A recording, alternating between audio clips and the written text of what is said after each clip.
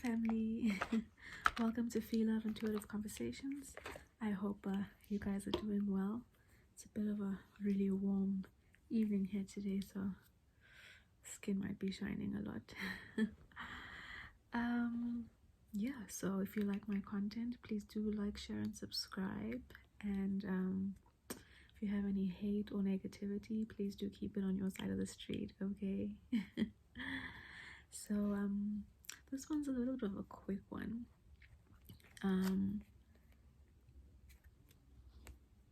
Yeah, I've been reading a few books on money, managing your money, and just trying to also give myself a better understanding on what my relationship with money is. Where have I got fears? Well, let me rather say it like this. Where are my fears and my desires around money and those emotions? And I mean, look, we're all human. We have all within ourselves some form of greed that exists too, right? So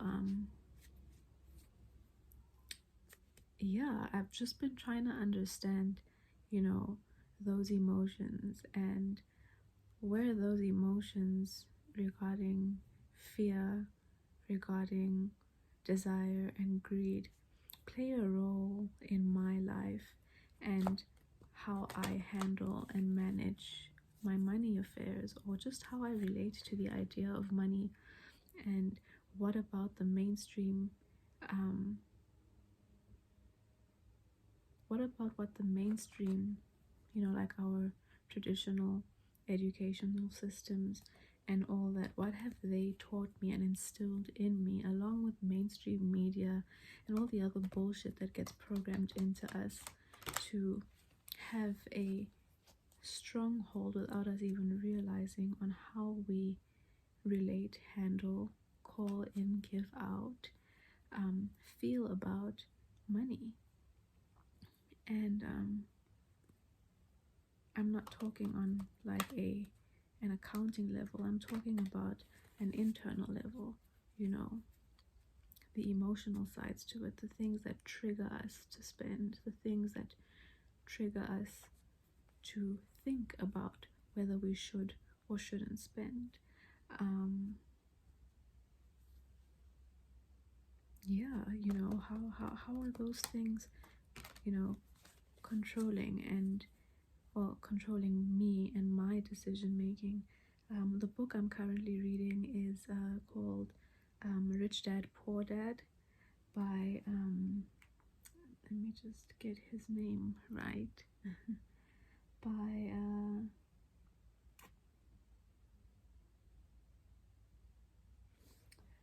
By Robert T.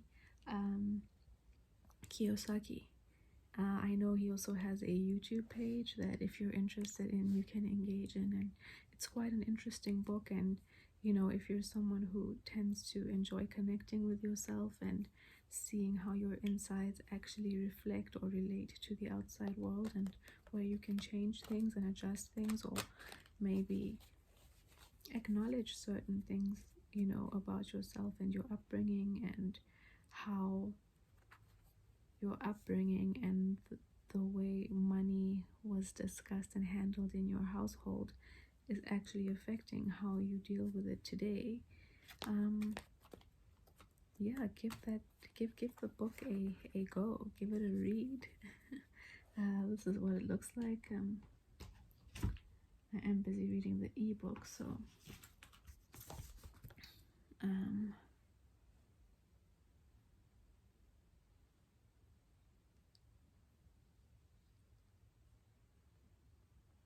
yeah, that's what the book looks like. So go out there and get it. I think it's written in a really simple way, and it has a lot of good information, and it's written in a way that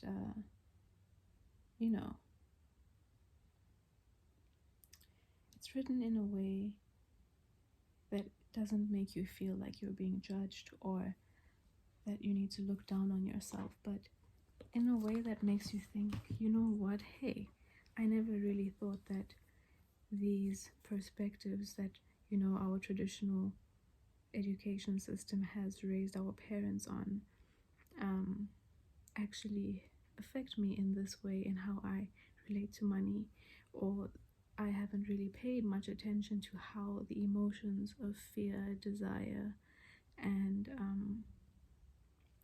greed show themselves when I'm confronted with certain issues concerning money. You know, because when it comes to money, we have a tendency of taking the knee-jerk reaction instead of stepping back and really thinking about what is going on inside us before we make a decision. You know, peer pressure comes into play, what people think of us, you know, lack mentality as well. There's really a lot to consider. So yeah, I don't think any person out there, rich, poor, middle class, whoever you are, can say that they're not affected by these things in some way, shape, or form. I think what matters is how courageous you are to actually look at yourself, be honest with yourself, and, you know, accept that maybe the relationship you have with money and your fear, greed, and desires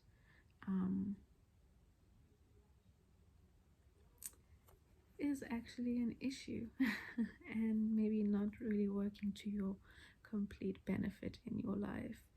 And maybe the lines are blurred between what actually really in life soothes you internally and what you believe makes you happy, fulfilled, feel accepted.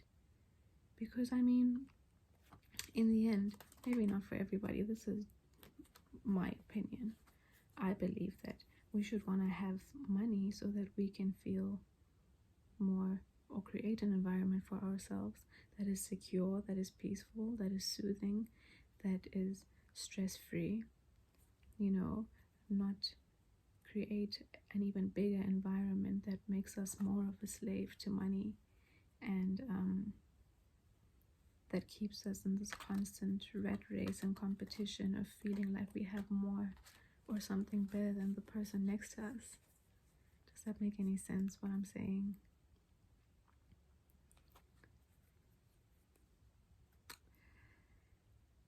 It's just something to think about. Grab out a pen and paper and write down 10 things that soothe you, and see if those 10 things are something that money could help you achieve. And if those 10 things that soothe you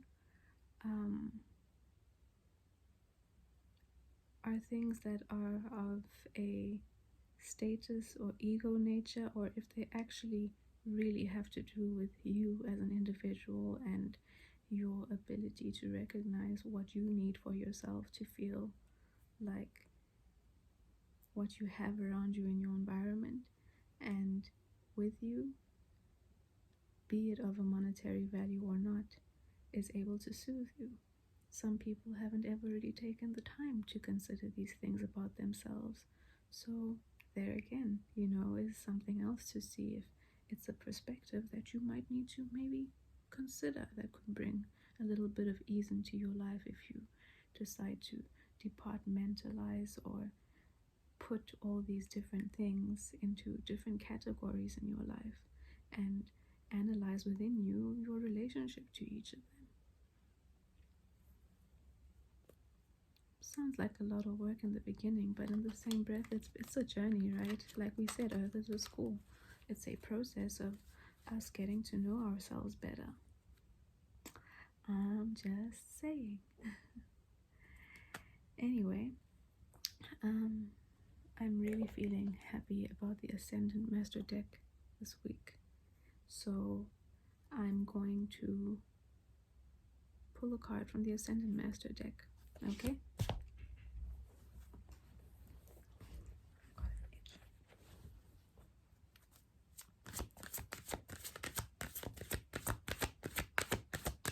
Let's see what comes out of it here to support our conversation. teacher.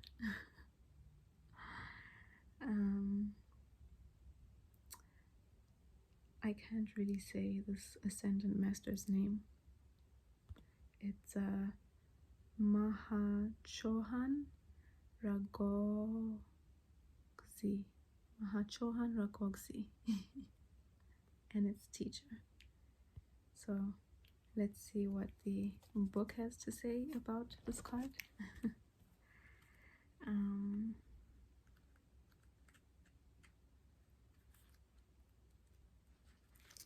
Again, I'm trying to find the page, so please bear with me. Okay, so it says, this card is about learning and teaching. You've learned a lot from your experiences and relationships, and now it's time to pass that knowledge along to others. Your current situation is bringing you opportunities for spiritual growth and teaching you some important life lessons. As soon as you understand and accept these lessons, old patterns will drop away and be replaced by wonderful new experiences. You see? So getting to know your relationship with money and how, the emotions of greed, desire, and what was the other one? Desire, greed, and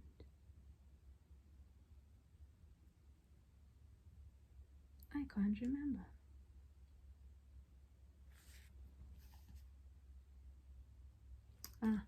Fear, desire, and greed. Sorry. Yeah, getting to know yourself better around those emotions, and specifically, in this talk with regards to money, getting to know yourself a bit better on that level is also a way of dropping old patterns, old ways of thinking, old ways of that, ways that we've been indoctrinated to think and relate to money that do benefit the system and keep us locked into all kinds of things like debt and mindsets that, create slaves to money out of us. Yeah. So additional meanings of this card. This person or situation is bringing you important life lessons.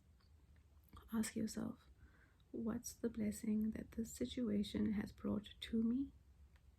Your life purpose involves teaching. Forgive a teacher from your past. You are urged to teach others. So I really hope that this video has triggered something in you, in people, and encouraged you to maybe look at yourself and your life and your relationship to fear, desire, and greed a little bit differently towards money, and recognize if maybe the illusion of money is making you a slave and not being able to distinguish between what your desires and your fears and your greed are, between the things that actually soothe you, are causing you more stress and strife in your life instead of peace and calm.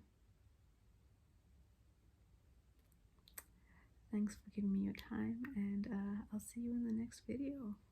Bye.